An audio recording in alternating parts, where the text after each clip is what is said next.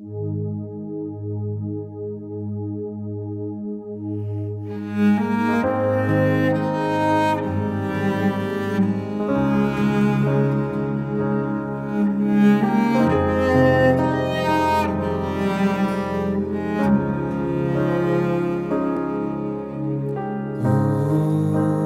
주는 위대하며 능력이 많으시도다. 그의 지혜 무궁하며 인자는 영원하도다. 상한 자를 고치시며 상처를 싸매시도다. 별들의 수를 세시며 이름을 붙이셨도다. 그가 구름으로 하늘을 덮으시며 땅을 위하여 비 준비하시니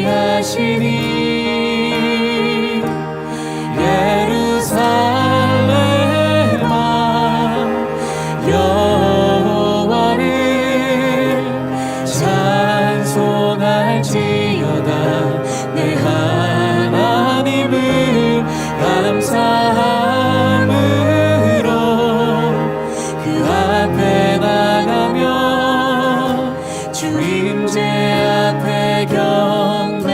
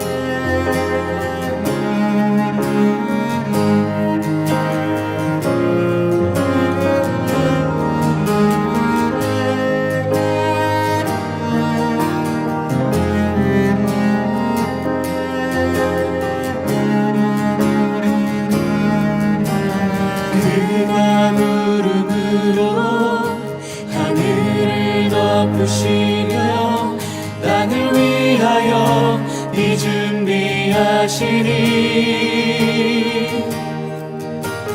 그가 구름으로 하늘을 덮으시며 땅을 위하여 이 준비하시니 예루살렘아 여호와를 찬송할지어다 내 하나님을 감사함으로 그 앞에 나가며 주 임재 앞에 경배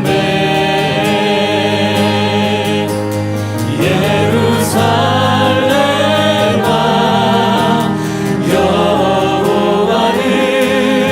여호와를 찬송할지어다 내 하나님을 감사함으로 그 앞에 나가며 주 임재 앞에 경배 예루살렘아 여호와를 찬송할지어다 내 하나님을 감사함으로 그 앞에 나가며 주 임재 앞에 경배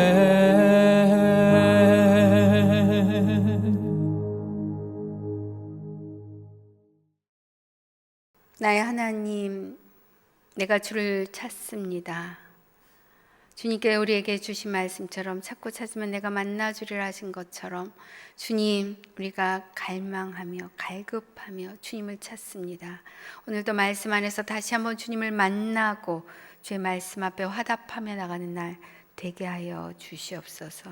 그렇게 함께 하실 길과 진리와 생명 되신 예수 그리스도 이름으로 기도드렸습니다. 아멘. 공동체 성경 읽기 함께 하시는 한 분 한 분 주님의 이름으로 환영하고 또 축복합니다. 이번 주에는 저희가 사도행전을 읽습니다. 사도행전 1장에서 16장까지인데요. 전체적인 내용을 나누고 또 오늘 범위를 읽도록 하겠습니다. 사도행전은 복음이 어떻게 확장되어 가는지를 기록하고 있습니다. 사도행전 1장에서 7장을 보면 예루살렘 교회가 형성되어져 가는 과정을 보여주고 있고요.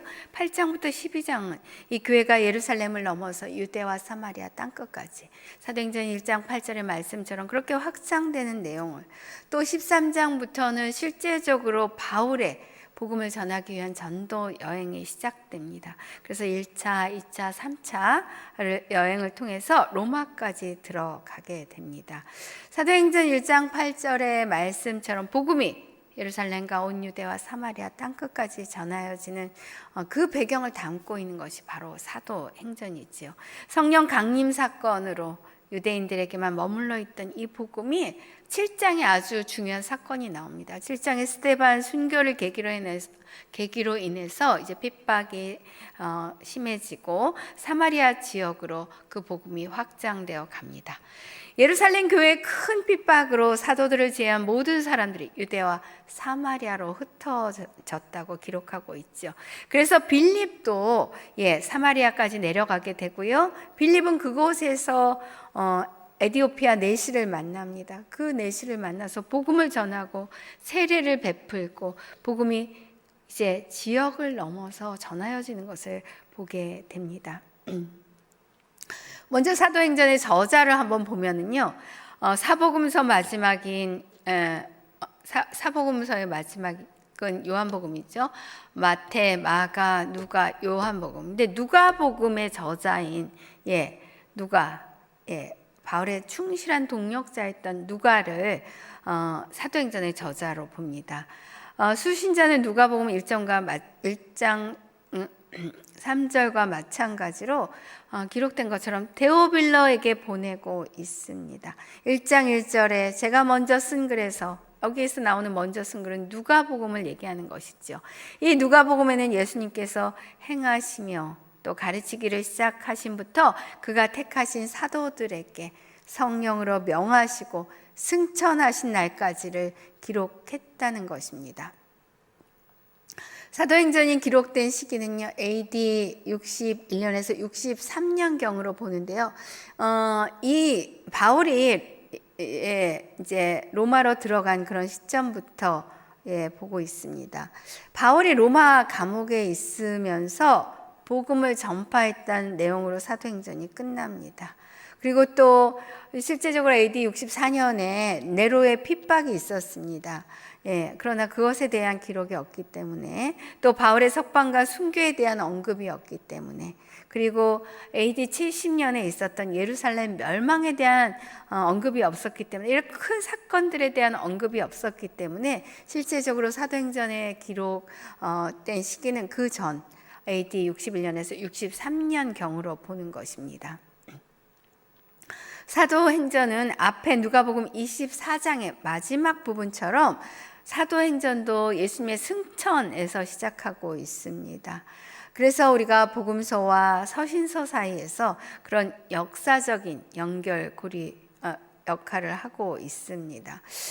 예수 그리스도의 십자가 부활과 승천을 통해서 우리 가운데 오신 예수 그리스도, 그분이 바로 메시아이심을 분명히 알리고 있습니다. 성령의 역사를 통해서 그것이 계속되고 있는 것을 증거하고 있다는 것입니다. 그래서 사도행전에서 이루시는 이 성령의 역사는요, 사도들을 통해서 이루어지는 성령 행전인 것입니다. 사도행전 3장까지를 먼저 보면 1장에서는요, 부활하신 예수님과 성령의 약속이 나옵니다. 이건 굉장히 중요한 말씀이죠. 그리고 가룟 유다 대신에 이제 새로운 제자 한 사람, 맏디아를 12제자의 한 사람으로 세우게 되죠. 2장에서는 오순절 성령 강림 사건이 나옵니다. 120명이 모이고 베드로가 설교하고 이 초대교회 모습이 나옵니다. 예수님이 붙잡히셨을 때 도망갔던, 멀찍이 따라가서 대제사장 뜰에서 조차도 예수님을 부인했던 베드로가 이제 성령이 임하자 이제는 담대하게 사람들 앞에서 설교를 하고 그 설교를 통해서 3,000명이 돌아오는 모습을 보여줍니다. 이것이 바로 성령의 능력이지요. 아무것도 할 수 없을 것 같은 우리가 성령 안에서 담대히 복음을 증거하는 자가 되는 것입니다. 3장에는 성전 미문에 걷지 못하는 사람을 고친 베드로 이야기가 나옵니다. 어느 날 오후 3시 기도 시간에 이제 이렇게 하루 3번 기도를 했어요. 9시, 12시, 3시. 그때 올라간 것이죠. 성전에 올라갔습니다. 더 많은 사람들에게 복음을 전하기 위해서 올라간 것이죠. 성전에 올라가다가 구걸하는 사람에게 예수 그리스도의 이름으로 일어나 걸으라고 복음을 전합니다. 4장에서는요, 이 일로 베드로, 요한이 체포돼서 감옥에 갇히게 되죠. 공회 앞에 선 베드로와 요한의 그 증언이 나오고요. 위로의 아들 바나바가 나옵니다. 사도들은 큰 권능으로 주 예수의 부활을 증거했고 성령 충만한 공동체의 모습이 나옵니다. 복음을 담대히 전하고 한마음 한뜻으로 서로 가진 것을 통용하며 부족한 것이 없었던 이런 풍성한 공동체의 모습을 보여주지요. 4장 끝에는 바나바가 나오는데요. 바나바는 자신의 밭을 팔아서 사도들에게 가져다 줍니다. 초대교회의 자기 것을 통용하는 이런 모습 바나바를 통해서 보여줍니다. 5장에는 그런데 이 바나바를 흉내냈던 아나니아와 삽비라 부부 이야기가 나옵니다. 이들의 잘못은 무엇입니까? 이들은 재산을 팔아서 땅값의 일부를 몰래 숨기고 거짓을 행하고 성령을 속인 것입니다. 계속해서 이렇게 성령의 역사가 나옵니다. 사도들은 많은 기적들과 표적을 일으키고 점점 더 많은 사람들이 주를 믿게 되는 성령의 역사가 있습니다. 그러나 대제사장과 사두개파까지 시기가 가득해서 사도들을 감옥에 가두고 주의 천사가 감옥문을 열어서 성전에 복음을 전하게 되죠. 5장 29절인데요. 베드로와 사도들이 대답하여 이르되 사람보다 하나님께 순종하는 것이 마땅하니라. 우리는 하나님께 순종하는 것이 마땅하다는 것을 다시 마음에 새깁니다. 너무나 당연하지만 우리가 매 순간 선택할 때 정말 그렇게 하고 있는가? 사람을 따라가는 것이 아니라 주의 길을 따라 주의 도를 행하는, 날마다 그렇게 주님과 동행하는 여러분 되시기를 축원합니다. 6장에는 7 집사 이야기가 나옵니다. 이 집사들을 세우는데 성령과 지혜가 충만하고 칭찬받는 사람들을 세우는 내용입니다. 사건의 발달은요, 그리스파 유대 사람이 히브리파 유대 사람들에 대해서 불평이 생겼습니다. 매일 음식을 분배하는 일에 그리스도파 유대 사람 과부들이 빠져 있었다는 것입니다. 이런 일들로 사도들이 말씀을 가르치는 일을 소홀하지 않도록, 그거죠. 네 편 싸우다 보니까 정말 그거에 관여하느라고 사도들의 일이 어려워지고 있다는 것입니다. 그래서 이제 이 일을 통해서 다시 한번 이제 7 집사를 세우는 일들이 나옵니다. 그 중에 한 사람이 스데반이었는데요. 핍박받는 이 받았던 스데반. 9절에 보면 자유인의 회당에 속한 사람들이 이제 이들은 누구냐면 이제 53년 로마 폼페이 장군이 유대 토벌 할 때 로마로 끌려갔다 그곳에 자유인이 되어서 돌아온 유대인들과 그 후손들을 얘기하고 있습니다.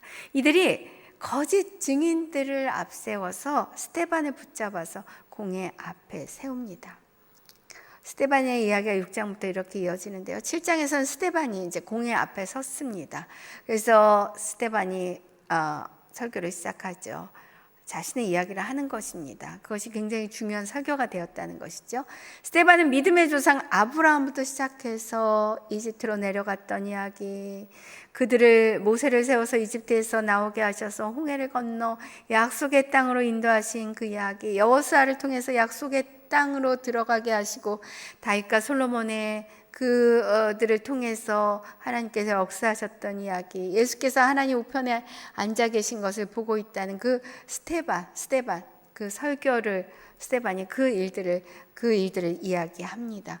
그러자 그들은요 일제히 달려들어서 이 스데반을 끌어내고 돌로 치고, 결국 스데반은 이 죄를 저들에게 돌리지 말라고 외치면서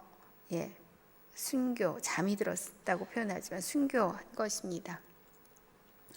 이 일로 예루살렘 교회에 큰 핍박이 일어납니다. 사도들을 제외하고 모든 사람들이 유대와 사마리아로 흩어집니다. 그러나 핍박이 어떤 결과를 낳는지를 사도행전을 통해서 우리는 또 보게 되죠. 빌립이 사마리아로 또 그곳의 사람들이 복음을 들었다는 소식을 듣게 되죠. 베드로와 요한이 가서 성령 받기를 기도하고, 복음은 그래서 예루살렘을 넘어서 사도행전 1장 8절의 말씀처럼 예루살렘과 유대를 넘어서 계속해서 전해지는 것을 보여줍니다. 9장에서 그리스도인들을 핍박하던 사울이 다메섹에서 예수님을 만나고 회심합니다. 다메섹에서 사울은 예수님을 만나고 세례를 받고 다메섹에 있는 제자들과 같이 지냅니다. 회당에 가서 예수가 하나님의 아들이심, 이전엔 이 바울이 어땠습니까? 예수가 하나님의 아들이라는 것을 전하는 사람들을 쫓아다니면서 핍박했던 사람입니다. 그런데 그 사람이 예수가 그리스도라고 증언하며 다니니까 그것을 듣는 사람들이 얼마나 당혹스러웠겠습니까? 바울은 아라비아에 또 머물면서 구약과 예수님이 누구신지, 예수님이 가르치신 것이 무엇인지에 대해서 깊이 연구하고 기도하는 그러한 시간, 우리가 성경과 서신서를 통해서 그 시간이 한 3년 정도 된 것을 볼 수 있습니다. 10장에서는 베드로가 가이사라의 고넬료라는 사람을 찾아가서 복음을 전하고 그것에 이방인들까지 성령이 임하고 세례를 베풀었습니다. 유대인들과 이방인들과 교제하는 것이 금기였는데 이제 하나님께서는 하나님을 경외하고 의를 행하는 사람들이라면 어떤 민족이든지 받아주신다는 것을, 이 이방인들에게 복음이 전해지는 것을 보면서 또 성령이 내려지는 그런 시점이 되기도 합니다. 11장에서는 안디옥 교회가 탄생하고 바나바를 예루살렘에서 이제 바나바를 파송하지요. 그래서 바나바가 안디옥에 가서 바울을 찾아가서 바울과 같이 사역하게 됩니다. 안디옥에서는요, 이 안디옥에서 이 제자들에게 처음으로 그리스도인이라고 불리게 됩니다. 안디옥 교회는요, 기근으로 고통당하는 이 예루살렘 교회를 위해서 헌금을 하고 이렇게 최초로 이방 선교를 시작했던 교회입니다. 예루살렘 교회도 돕고 또 이방인들 교회도 돕고 그러한 아주 중요한 선교적인 이 센터 역할을 했던 교회입니다. 12장에는 헤롯의 박해로 야고보 사도가 순교합니다. 그러나 핍박은 말씀을 더욱 흥황하게 하는 것을 보여줍니다. 여기에 헤롯은요, 헤롯 대왕의 손자인 헤롯 아그리빠인데요. 헤롯 아그리빠는요, 글라우디오가 로마 황제로 즉위하는데 공헌한 대가로 유대와 사마리아를 통치할 수 있는 그런 분봉왕으로 세워졌습니다. 그는 철저한 유대주의자였어요. 그래서 유대인들의 환심을 사기 위해서 교회와 그리스도인들을 탄압합니다. 12장까지가 초대 예루살렘 교회와 베드로를 중심으로 기록되어 있고요. 이방인에게 복음이 확장되어 가는 것을 보여주고 있습니다. 13장부터 1차 전도 여행이 나오는데요. 13장은 1차 전도 여행의 출발이고 14장은 1차 전도 여행에서 돌아오는 그런 내용을 기록하고 있다고 보시면 좋을 것 같습니다. 바나바와 바울을 성령께서 말씀하신 대로 기도하고 파송합니다. 안디옥 교회에서 파송하죠. 1차 전도 여행은 갈라디아를 중심으로 가게 되는데요. 안디옥에서 실루기아 항으로 가서 바나바의 고향인 구브로 섬으로 들어가게 됩니다. 그곳에 들어가서 살라미에 도착하죠. 헤롯이 이곳에서 구리를 채광했기 때문에 유대인들이 이곳에 많이 정착하게 되었던 곳입니다. 구브로 바보에서 총독 서기오 바울을 만나게 됩니다. 이 총독 서기오 바울은요, 하나님의 말씀을 듣고 싶어서 바나바와 바울에게 사람을 보내서 복음을 초청하고 복음을 듣고 세례를 받습니다. 하나님을 갈망하는 사람들이 이렇게 있었다는 것입니다. 사도행전 13장 9절을 보면 사울이 바울로 이렇게 이름을 바꿔 기록하기 시작하는 시점입니다. 우리가 이전에는 사울이 예수님을 만나서 성령으로 변화되어서 바울이라고 이렇게 한 적이 있는데 그렇지 않습니다. 사도행전을 통해서 우리가 보면 이제 바울이 이방의 전도를 위해서 헬라적인 이름 바울을 사용하고 있다는 것을 볼 수 있습니다. 요한은 밤빌리아 버가에서 그들에게서 떠나 예루살렘으로 돌아가고 처음 출발은 바나바, 바울 그리고 마가 요한이 함께 있었습니다. 그런데 마가 요한이 이 전도여행에 너무 어려움을 겪고 그리고 자신 너무 힘들어서 못 가겠다고 돌아갔다는 것이죠. 그들은 버가에서 더 나아가 비시디아 안디옥 그리고 이고니온 루스드라 그리고 더베 그리고 더베에서 유턴 더베에서 돌아와서 다시 루스드라 이고니온 비시디아 안디옥에서 버가에서 이제 아탈리아 항에서 배를 타고 실루기아로 돌아옵니다. 이렇게 1차 전도여행이 끝나게 되는데요. 1차 전도여행의 의의를 보면 복음은 능력임을 증거했고요. 복음을 전하는 데는 박해와 고난이 있다는 것을 우리는 볼 수 있습니다. 그러나 박해가 있을 때 이 복음이 더 확장되어 가는 것을 또한 보여줍니다.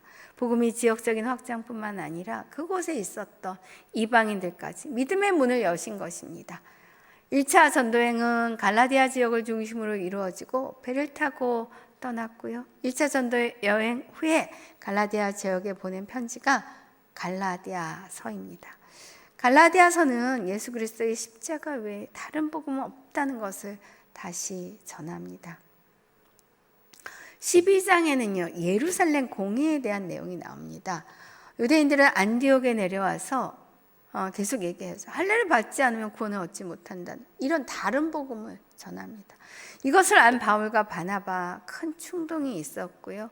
그래서 특단의 조치로 이 안디옥 교회는요, 바울과 바나바 몇몇 신자들을 예루살렘으로 보냅니다. 그래서 그곳에서 사도들과 장로들의 의견을 듣습니다.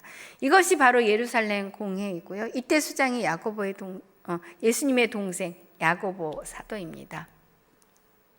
그곳에서 결정된 내용은요, 우상으로 더러워진 그런 음식, 제사에 바쳐진 음식을 제외하고 음행과 목매어 죽인 짐승의 고기와 피는 멀리하라고, 이러한 결정을 하고 교회와 몇몇 사람을 뽑아서 바울과 바나바와 함께 다시 그래서 유다와 실라를 안디옥에 보냅니다.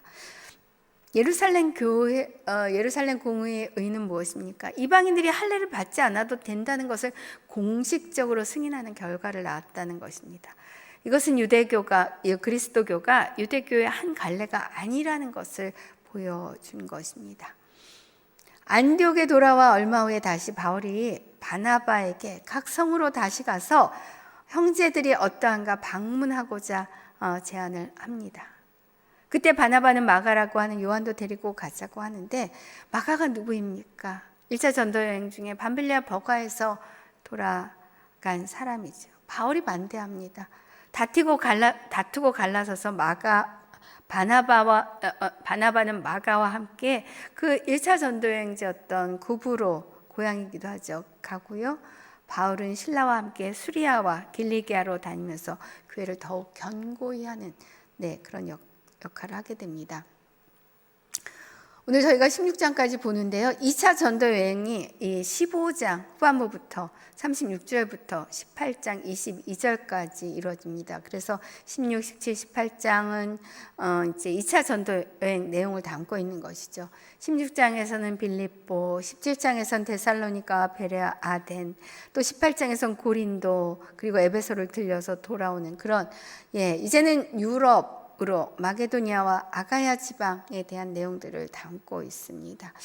바울은 2차 전도여행을 다녔던 곳이 이렇게 곳을 포함해서 다시 2차 전도여행을 가게 되는데요.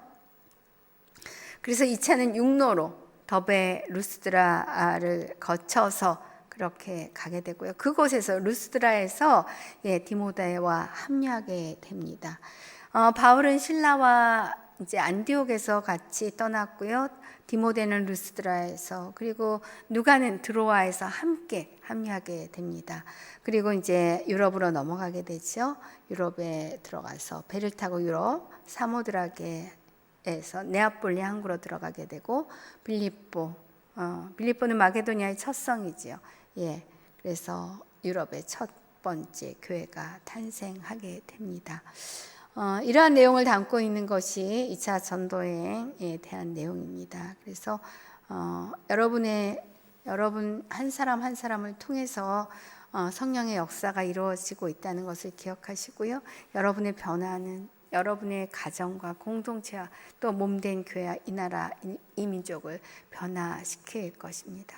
성령 안에서 주님께서 주신 그 사명들을 가지고, 그리고 복음을 전하며 날마다 주님과 동행하는 여러분 되시기를 축원합니다.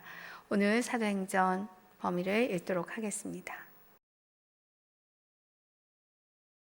사도행전 1장. 데오빌로님, 제가 먼저 쓴 글에는 예수께서 일하시고 가르치기 시작하신 모든 것, 곧 예수께서 선택하신 사도들에게 성령을 통해 명령하신 후 하늘로 들려 올라가신 날까지의 일을 기록했습니다. 예수께서 고난당하신 후에 자신이 살아계심을 여러 가지 확실한 증거로 사도들에게 직접 보여주셨고, 40일 동안 그들에게 나타나 하나님 나라에 대한 일을 말씀하셨습니다. 그들과 함께 모였을 때 예수께서 이렇게 명령하셨습니다. 예루살렘을 떠나지 말고 너희가 내게 들은 대로 내 아버지가 약속하신 선물을 기다리라. 요한은 물로 세례를 주었지만 너희는 며칠 안에 성령으로 세례를 받을 것이다. 그래서 그들은 다 같이 모여 있을 때 예수께 물었습니다. 주여, 주께서 이스라엘에게 나라를 회복시켜 주시려는 것이 지금입니까? 예수께서 그들에게 말씀하셨습니다. 그날과 그때는 아버지께서 자신의 권세로 정하셨으니 너희가 알 것이 아니다. 그러나 성령께서 너희에게 오시면 너희가 권능을 받고 예루살렘과 온 유대와 사마리아와 땅끝까지 이르러 내 증인이 될 것이다. 예수께서 이 말씀을 하신 뒤 그들의 눈앞에서 들려 올라가셨습니다. 그리고 예수의 모습이 이내 구름 속으로 사라져 보이지 않게 됐습니다. 그들은 예수께서 올라가시는 동안 계속 하늘을 뚫어지게 쳐다보고 있었습니다. 그런데 갑자기 흰옷을 입은 두 사람이 그들 곁에 서서 갈릴리 사람들아, 왜 여기 서서 하늘만 쳐다보고 있느냐? 너희 곁을 떠나 하늘로 올라가신 예수는 하늘로 올라가시는 것을 너희가 본 그대로 다시 오실 것이다 라고 말했습니다.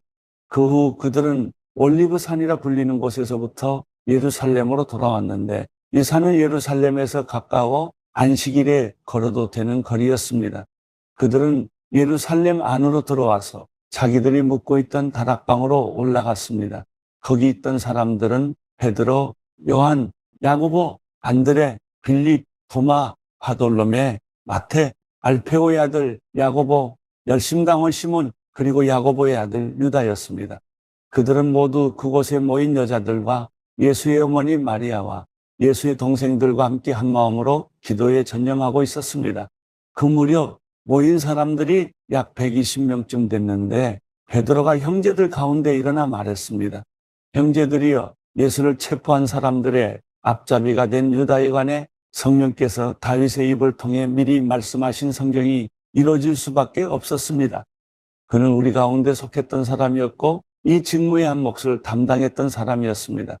유다는 자기 불의의 대가로 밭을 샀는데 거기서 그는 곤두박질에 배가 터지고 내장이 온통 밖으로 쏟아져 나왔습니다. 이 일이 예루살렘에 사는 모든 사람에게 알려졌습니다. 이 밭을 그들의 지방 말로 아겔다마라 불렀는데 그것은 피의 밭이라는 뜻입니다. 그런데 시편이 그의 거처를 폐허가 되게 하시고 그곳에 아무도 살지 못하게 하십시오라고 기록됐고 또 다른 사람이 그의 직무를 차지하게 해 주십시오라고 기록됐습니다. 그러므로 주 예수께서 항상 우리와 같이 다니던 동안에 곧 요한이 세례를 주던 때부터 시작해 예수께서 우리들 가운데서 하늘로 올리워 가시기까지 함께 다니던 사람들 가운데 하나를 뽑아 우리와 함께 예수의 부활에 대한 증인이 되게 해야 합니다. 그래서 사도들이 두 사람, 곧 바사바 또는 유스도라고도 불리는 요셉과 마띠아를 추천했습니다. 그리고 그들은 모든 사람의 마음을 아시는 주여, 이 두 사람 가운데 주께서 택하신 사람이 누구인지 보여주셔서 이 봉사와 사도의 직무를 대신 맡게 해주십시오.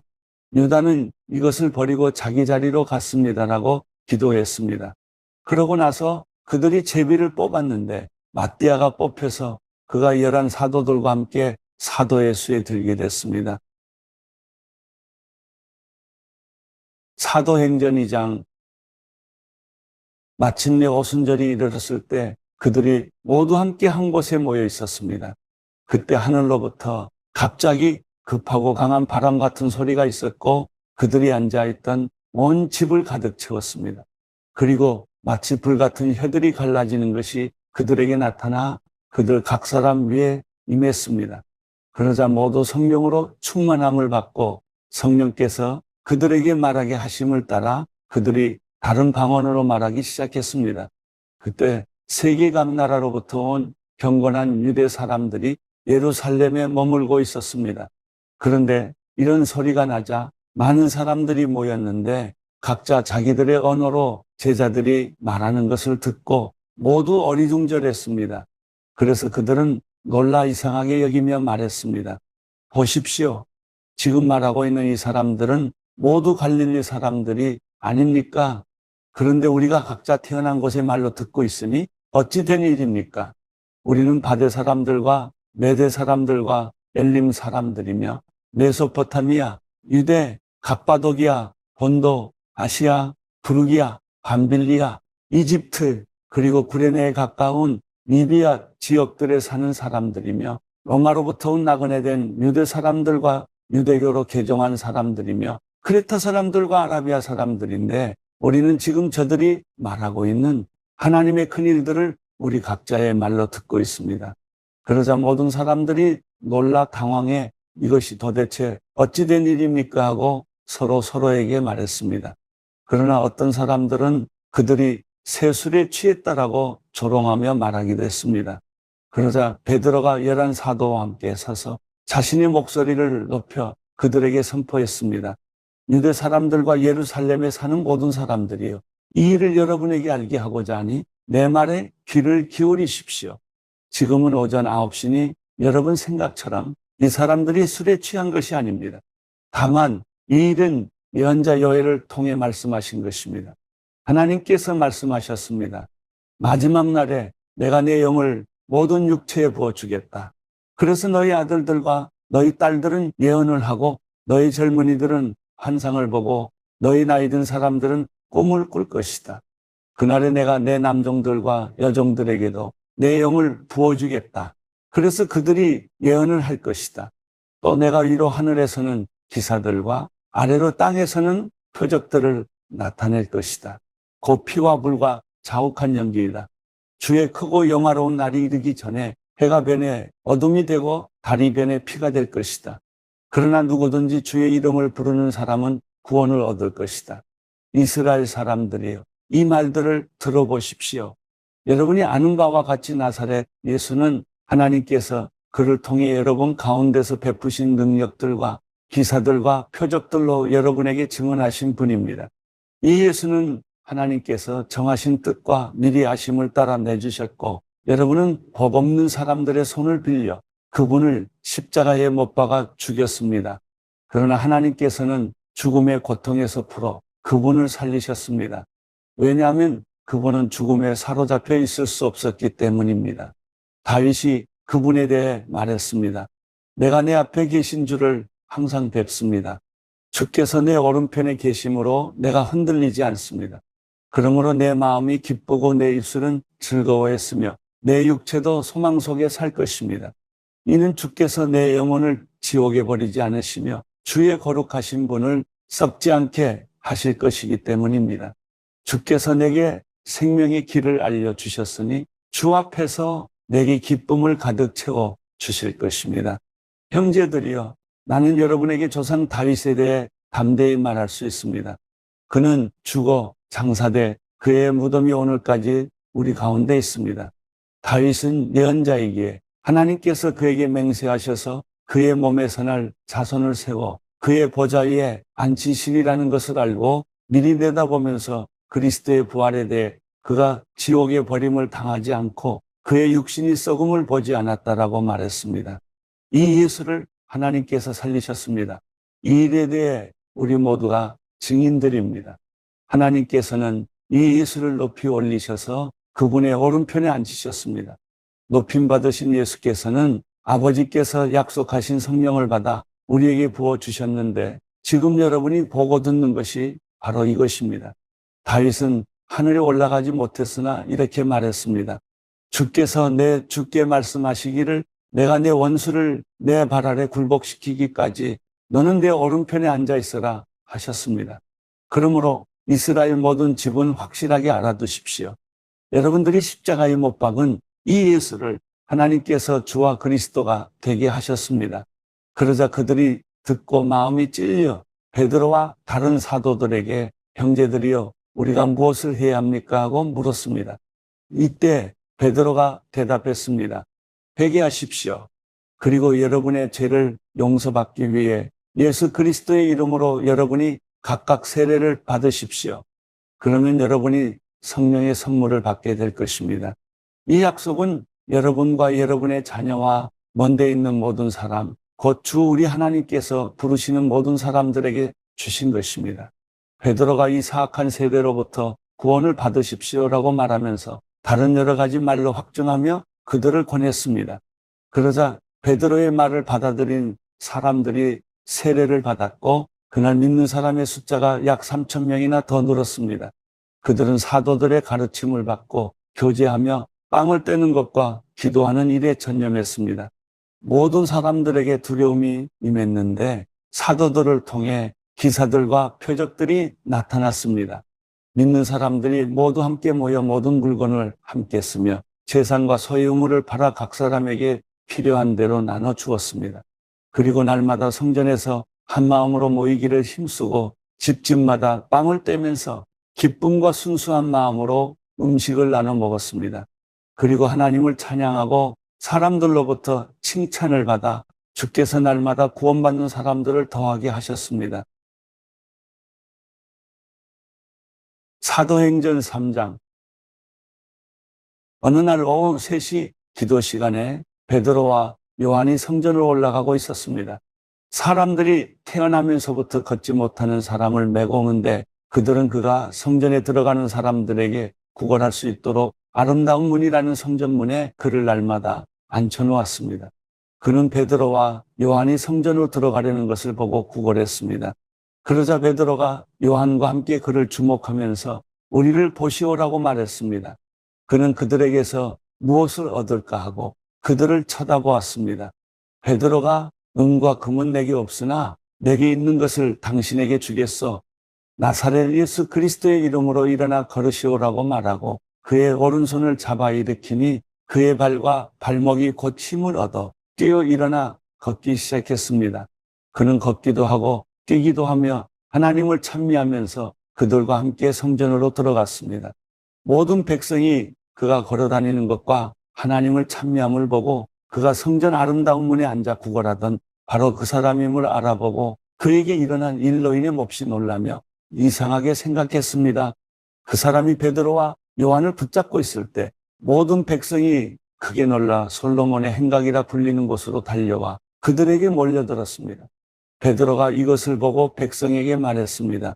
이스라엘 사람들이요, 왜 이를 이상하게 생각합니까? 또 우리 자신의 능력과 경건으로 이 사람을 걷게 한 것처럼 왜 우리를 주목합니까? 아브라함과 이삭과 야곱의 하나님, 곧 우리 조상의 하나님께서 그분의 종 예수를 영화롭게 하셨습니다. 그러나 여러분은 일찍이 그를 넘겨주었고 빌라도가 놓아주기로 판결했음에도 당신들은 빌라도 앞에서 그것을 부인했습니다. 여러분은 거룩하고 의로운 분을 거절하고 도리어 살인한 사람을 놓아달라고 요청해 생명의 근원 되시는 분을 죽였습니다. 그러나 하나님께서는 그분을 죽은 사람들 가운데서 살리셨습니다. 우리는 이 일에 대해 증인들입니다. 예수의 이름을 믿는 믿음으로 인해 그분의 이름이 여러분이 보고 하는 이 사람을 온전케 했으니 예수로 인해 난 믿음이 여러분 앞에서 이같이 그를 완전히 낫게 했습니다. 형제들이여, 이제 나는 여러분이 여러분의 지도자들처럼 무지해서 그렇게 행동했던 것을 압니다. 그러나 하나님께서는 모든 예언자들의 입을 통해 그리스도께서 고난받아야 할 것이라고 미리 선포하신 것을 이와 같이 이루셨습니다. 그러므로 여러분은 회개하고 돌아오십시오. 그래서 여러분의 죄 씻음을 받으십시오. 그러면 주 앞에서 새로워지는 때가 올 것이요. 주께서 여러분을 위해 미리 정하신 그리스도 예수를 다시 보내실 것입니다. 그러나 하나님께서 영원 전부터 그분의 거룩한 예언자들의 입을 통해 말씀하신 대로 만물을 회복하실 때까지 예수는 마땅히 하늘에 계셔야 할 것입니다. 모세는 말하기를 주 하나님께서 너희를 위해 너희 형제 가운데서 나 같은 예언자 하나를 세울 것이니 그가 너희에게 말하는 것은 무엇이든지 다 들으라. 누구든지 그 예언자의 말을 듣지 아니하는 사람은 백성 가운데서 멸망당할 것이다라고 했습니다. 또 사무엘과 그 뒤를 이은 모든 예언자들도 이때를 가리켜 예언했습니다. 여러분은 예언자들의 자손이요, 또 하나님께서 여러분의 조상들과 더불어 세우신 언약의 자손입니다.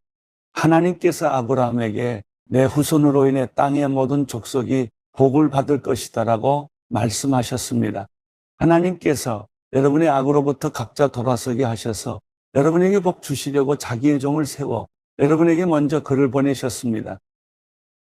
오직 성령이 너희에게 임하시면 너희가 권능을 받고 예루살렘과 온 유대와 사마리아 땅 끝까지 이르러 내 증인이 되리라 하신 말씀처럼 성령 안에서 주님, 우리가 주님의 증인으로 살게 하시니 감사합니다. 날마다 이 복음의 증인으로 살아내게 하시고 이것을 통해서 생명을 얻는 일들이 있게 하여 주시옵소서. 이 모든 것을 올려드리오며 이제는 우리 주 예수 그리스도의 그 크신 은혜와 하나님 아버지의 끝없는 사랑과 성령 하나님의 감동, 교통, 역사심이 주의 성령의 역사를 사모하며 주의 말씀 앞에 순종함으로 살아내는 성도들 머리 위에 그 가정과 공동체와 일터 가운데 지금부터 영원히 함께 하시기를 간절히 축원하옵나이다. 아멘.